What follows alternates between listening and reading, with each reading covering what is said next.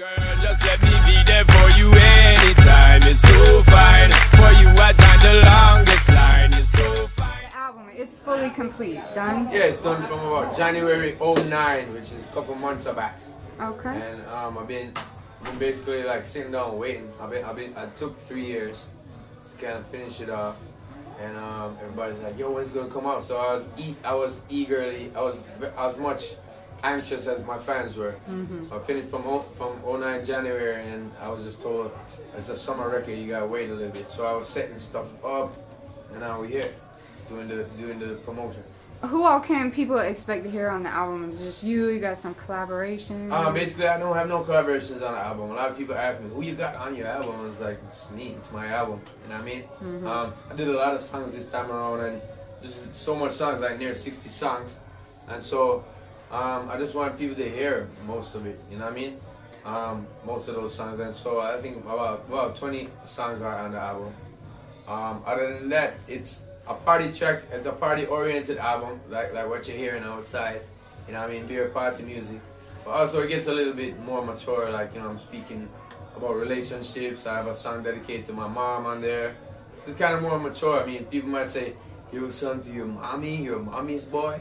But really, all of us are. And so I think that's just a more mature way of looking at it for myself. And so for that reason alone, the album is just a little bit more, you know, mature. Right. Yeah. So how many years has it been now since you released your debut album to now? The first album I had? Yeah. The first album I had was called Stage 1, and that was released in 2000.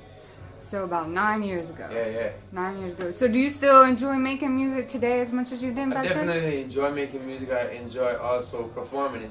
There's a lot of other things that I had to get used to enjoying, like going around and doing a lot of meet and greets.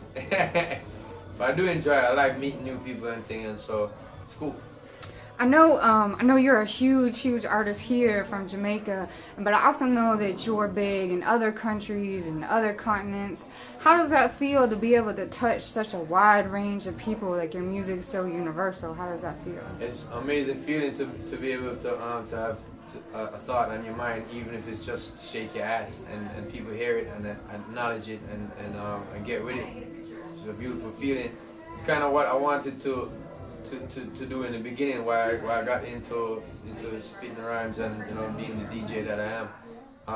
I just had like a few things to say, and I instead of telling one person here and there, I think I wanted to tell every woman, yo, you the hottest, you the best, buddy.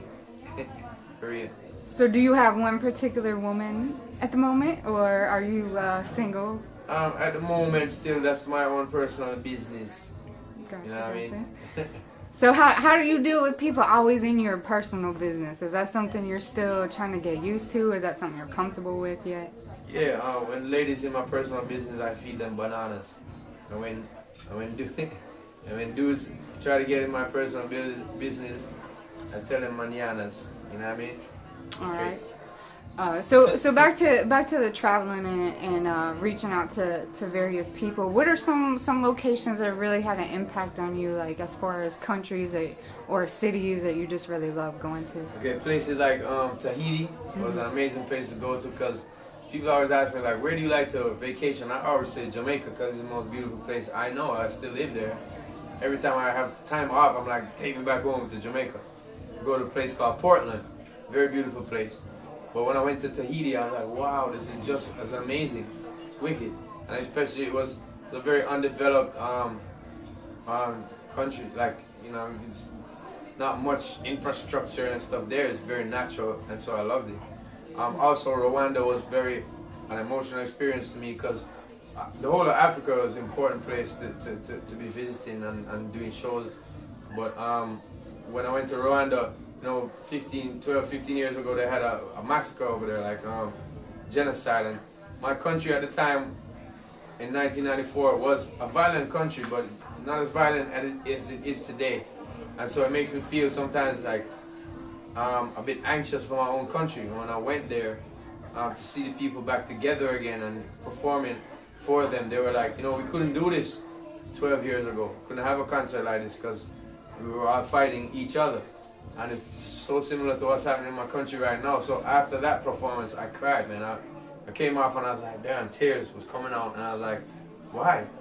And I just kept thinking to myself, is this how Jamaica has to get before we realize that we need to chill out? You know what I mean? So I always tell people about that. It's a very outstanding performance for me, because these people took 800,000 lives of their own people in 3 months, and 15 years later now they're together again. I mean, 800,000 lives could have been saved. So it could have been, at least, you know what I mean, it could have gone down different. So that's what I'm about. With that show, it just gave me a, I don't know, I'm talking about it too much, but it just gave me an overwhelming vibe. Yeah, it's definitely a powerful story. What are your plans as far as right now for traveling or touring, or are you on tour? Are you going on tour? Yeah, I've been on a promotional tour right now. I'm promoting the album, I'm letting people know I'm back out. I've been out for like 3 years, publicly. I mean, I've been doing records back home in Jamaica, but nothing to present as an album to the world or whatnot. So some of that stuff is on the internet. But I just wanted people to know that my album is out now. It's about to be out in August. So I started in about the end of May. Start going to different territories, the whole of the East Coast. I went to Europe, France and England. I came back to the West Coast, did a lot of those territories, and now I'm here in the South. I'm trying to promote my album. For now, people can go on my website. It's called allshawnpaul.com. And about September, when the promotional tour is done, I'll get a chance to look at like what's happening with my career in terms of touring. I'll set up a tour after that. I think I'm going to tour in November, December to support this album. All right, and last question, how's the record doing so far? Is it living up to your expectations? Oh, for sure. I mean, putting smiles on ladies' faces, I'm bouncing people around, you know what I mean? So I'm glad for that. It's been the most added record in the States in the past 2 weeks, in the past 3 weeks. Unfortunately, Michael Jackson died, and it kind of just took all of our whole consciousnesses. I mean, Twitter went crazy, and so did YouTube, and it's still going crazy. And more information that we can find, and pictures that we can find about him. Big up to him and his family and his fans. I wish him peace, rest in peace. And you know, as I said, condolences to his family and his fans. For real, there's a great entity in music, style, music, performances, music videos, innovator. So big up to him, MJ, rest in peace.